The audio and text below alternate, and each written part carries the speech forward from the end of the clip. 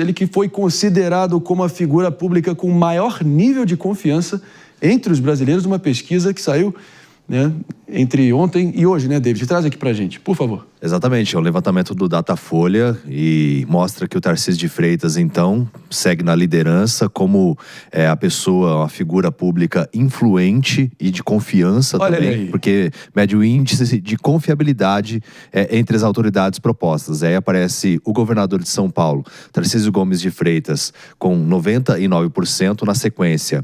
O Geraldo Alckmin, né, vice-presidente da República do PSB, na segunda colocação aí. E a gente percebe o Lula na terceira colocação, com 85%, Fernando Haddad com 82%. Isso eu posso seguir na segunda coluna aqui, claro. Alexandre de Moraes com 81%, seguido de Jair Bolsonaro com 7,9%. Aí tem que subir os 3 pontinhos para passar aí o Xandão. E depois Eduardo Bolsonaro com 64% e Flávio Bolsonaro com 63%. Só contextualizando, não são exatamente %, né? São pontos. Porque o Datafolha criou um método que pergunta para as pessoas quem confia, e tem uma gradação, tem uma régua entre confio muito, não confio nada. Eles fazem uma subtração e tentam criar, a partir disso, um ranking, a partir de uma pontuação. Então, não é como se 99% das pessoas... porque isso seria a popularidade do Kim Jong-il. São 99 pontos de popularidade na metodologia do Datafolha. Então, aquele 1% ali é o Paulo Marçal. E só para vocês terem uma dimensão, se a pessoa fosse 100% confiável, ela atingiria 200 pontos, não 100 pontos. Então, 100% aí seriam os 200 pontos. Então, uma diferença considerável aí na lógica da escala. Então... Tinha que complicar tanto assim, Datafolha? Pelo amor de Deus, mas tudo bem. Dividir por 2, né? Para ficar um pouco mais compreensível para as pessoas. Mas demonstra, né, o protagonismo do Tarcísio, que tem se movimentado bem em relação à política, porque ele faz movimentos estratégicos, muito bem assessorado também, muito bem ponderado. Ele que é um potencial candidato à presidência da República em 2026, apesar de contrariar o Eduardo Bolsonaro, que já fez críticas a ele, porque sabe da potencialidade do governador de São Paulo, que a única crítica, assim, na minha avaliação que eu faço é em relação às privatizações, que eu acho extremamente excessivas, principalmente as rodovias, que encarece mais o custo do Brasil. Tem que privatizar mais, David. Tem muita... Não abre esse privatizar mais. Ô, David, tu tá de brincadeira, né? Isso, paga pedágio caro. Aí você deixa tudo perfeito, depois você vai lá e privatiza. O cara vai lá em Pernambuco andar na estrada, você nunca mais vai ser contra pedágio. Porque a situação das estradas no Brasil como um todo, onde não há pedágio, onde as estradas são mantidas pelo poder público, são caóticas, que geram então você libera acidentes de trânsito de forma absurda, matando pessoas. A quantidade de mortes nas estradas no Brasil são uma tristeza. Mas voltando à pesquisa, eu acho que mostra como o governador Tarcísio furou a bolha bolsonarista. Hoje, Tarcísio é maior que Bolsonaro. Forte declaração. O Eduardo vai te ligar. Há controvérsias, mas o fato é o seguinte, analistas políticos experientes sempre usam uma metáfora marítima aqui, né? Tem que esperar a onda bater na costa, a espuma voltar para ver o que sobra, e parece que nesse cenário de máxima turbulência, temperatura e pressão, o Tarcísio tem ali se segurado como uma espécie de porto seguro, apresentando bons resultados e também enfrentando o crime e tendo essa conexão com a população, a maior vulnerabilidade dele ainda sendo essa interlocução com o bolsonarismo mais ferrenho, né? A ver como que isso se mantém ou não. 11h18. E olha só, proponho uma pergunta aqui para você do outro lado. E você, o que achou de tudo que a gente está falando aqui? Deixa no nosso chat, engaja com a gente, no nosso canal do YouTube, que segue bombando e contando com vocês. Turbina o compartilhamento, deixa o seu joinha aí para cada vez mais a nossa transmissão ir mais longe possível. E a gente segue aqui com a sua dose matinal de informação e entretenimento, também no Twitter, tá? Vários cortes por lá, no X, no Twitter para os íntimos. E a gente segue adiante aqui, virando a página no Morning Show. David, vou te acionando de novo aqui. Minha dupla David de Tarso, pelo visto, uma multidão avançou sobre uma carga roubada, né?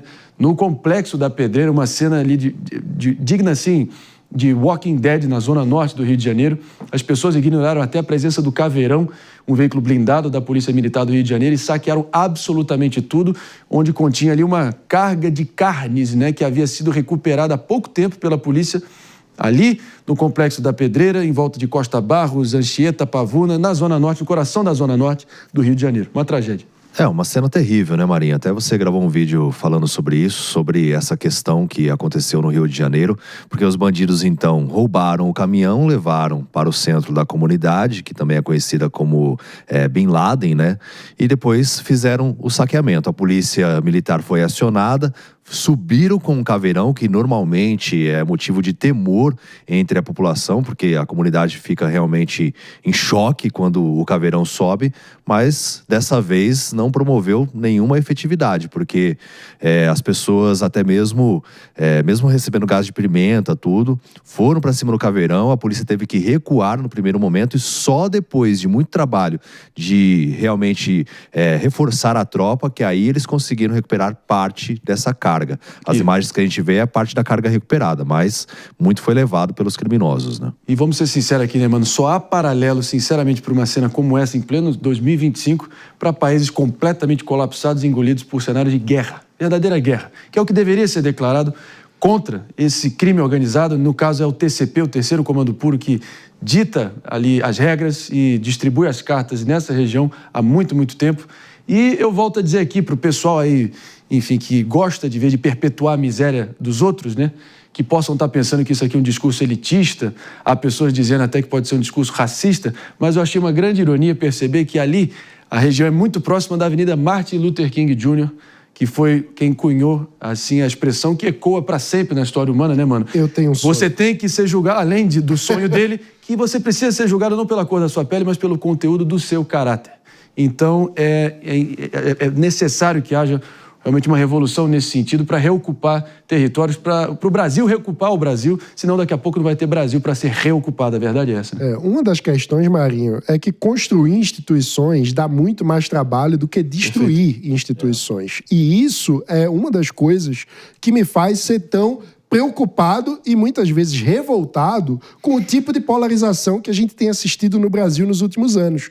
Porque é uma polarização que coloca o próprio interesse político acima de tudo, inclusive da construção institucional, que é essencial para que a gente tenha uma população que de fato confie nas suas instituições de polícia e justiça, por exemplo. Então, quem fica tentando desqualificar o judiciário a todo custo para defender os próprios interesses eleitorais mostra que não está preocupado com a construção institucional que é necessária para que a gente tenha um país em que a população, de fato, respeite a polícia na ponta. Porque isso é uma acumulação cultural. Nós precisamos ter a construção de confiança nas instituições. Claro que isso não significa nos eximir de criticar as instituições, mas é justamente a diferença entre fazer a crítica para construir e tentar simplesmente destruir qualquer confiança em nome do interesse próprio.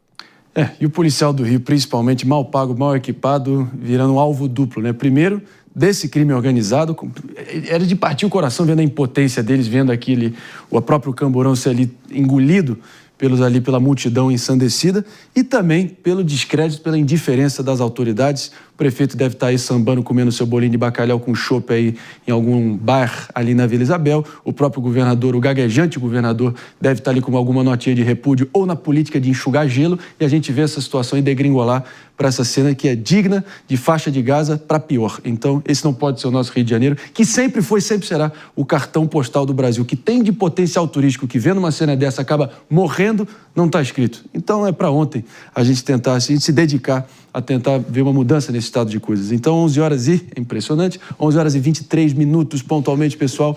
E eu vou para um rápido break aqui, minha diretora Helena. Vamos que vamos para um rápido break, a gente volta com o seu Morning Show já já.